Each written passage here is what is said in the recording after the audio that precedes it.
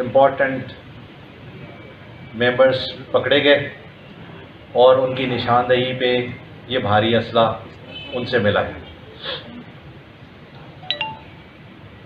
یہ net work جو را نے، جس کو ہم یہ کہہ سکتے ہیں کہ اس کا ایک کراچی کا چیپٹر تھا، ان کو یہ ٹاسکنگ ملی تھی، اور اس ٹاسکنگ کا جو انڈیا بیسڈ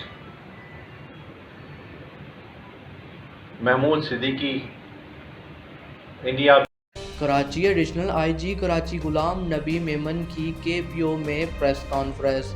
شہر میں را کا بڑا نیٹ ورک پکڑا گیا۔ بتایا جا رہا ہے کہ را کے نیٹ ورک کا تعلق MQM لندن سے ہے، جو لندن MQM چلا رہی تھی۔